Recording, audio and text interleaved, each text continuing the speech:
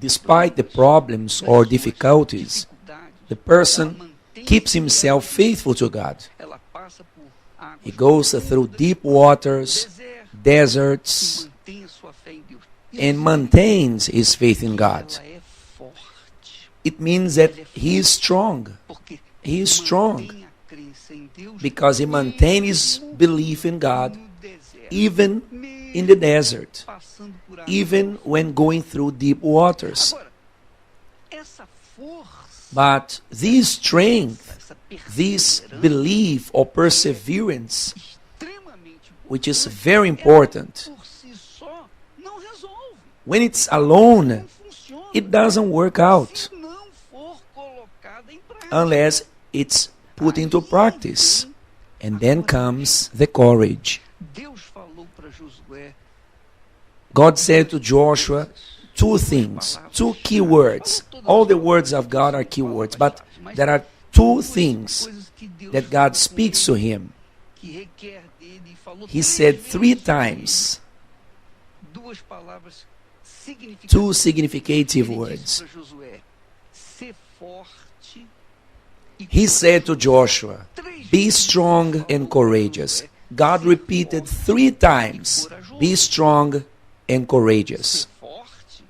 Be strong is that belief that I told you a while ago. You have it because you are strong. Even before adversities, you keep yourself faithful to God. Even before persecutions, injustices, you maintain yourself faithful to God. But the other part is to be courageous. One thing is to believe in God, to be strong. Another thing is to be courageous. So when God says to Joshua to be strong and courageous, in the second time, God tells him, only be strong and very courageous. Observe that word.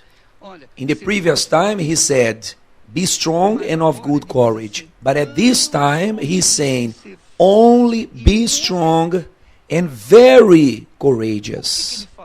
Why did he say very courageous? Do you know why? It's by the fact that to be strong is not hard. If people believe in God, they maintain their faith. They are strong. They are strong to maintain themselves in faith. Even though there are many people who abandon, give up on their faith or get colder. But when the person maintains himself in faith, he is strong. The problem is to be courageous. Because the courage is what will lead the person to practice that faith. Without courage, there is no way to practice our faith. And that's exactly what God says to Joshua in the verse 7. Only be strong and very courageous,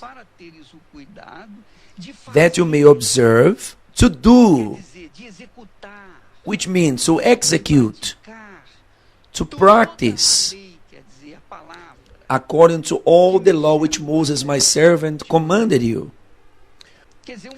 So one thing is to believe in the word. Another thing is to practice it. In order to practice it, you need courage. Why? Because faith demands sacrifice. And that's when many people fail. That's when many people fail. Why? Because they have faith.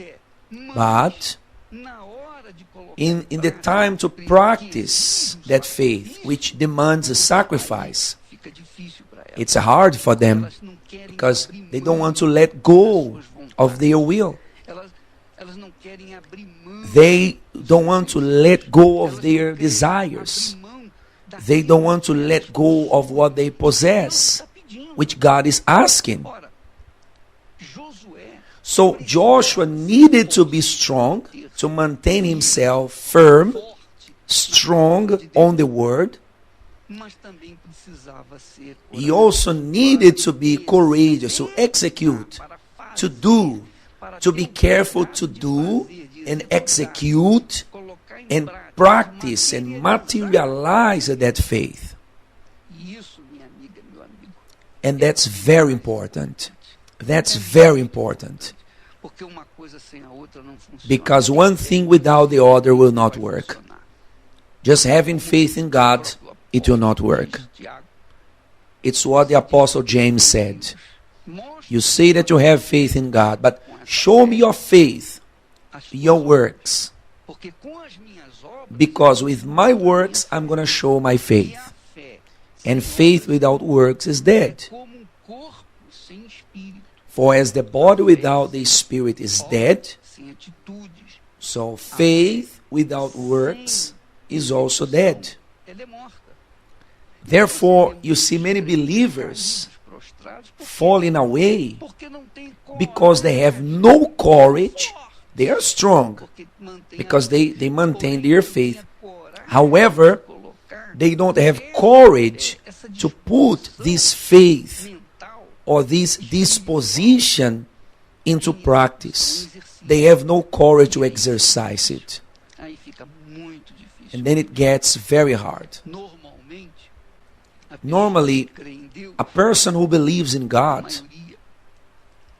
majority of people have the faith, the strength, but in the moment to practice their faith, they appeal to the prayer because it's easier to pray. So you know that the prayer is very important. Jesus prayed. Jesus prayed.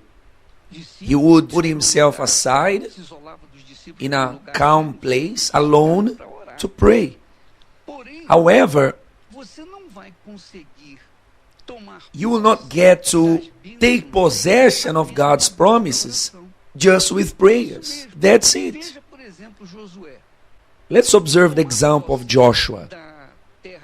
For him to take possession of the land, was it enough just to make some prayers?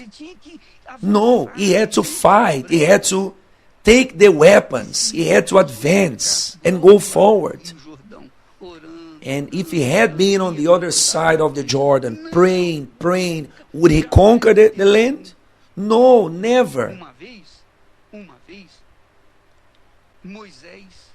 There was a time that Moses was oppressed by Pharaoh that was coming after him. And he was before the Red Sea. He couldn't run to the right or the left. He couldn't retreat because it was about 3 million people, pregnant women, children. It was a situation that he couldn't do anything because they had no weapons.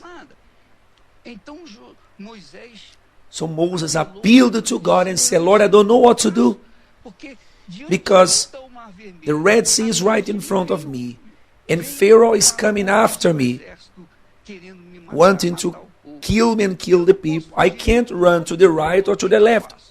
What should I do? And God said to him, Moses, stop praying and go ahead. In other words, stop praying means execute your faith. Use the rod that I gave to you. Touch the waters and cross it. You observe, my friend, that of course there are things that only prayers can solve. Only prayers. But there are other things, other conquests that cannot be achieved only by praying. There must be action, attitude of faith. So, being strong is to have faith. But being very courageous is to have courage to face this situation, to sacrifice your own will and go ahead, to sacrifice your fear, your doubts, your laziness, It means to sacrifice. So these are two things extremely important in the relationship with God.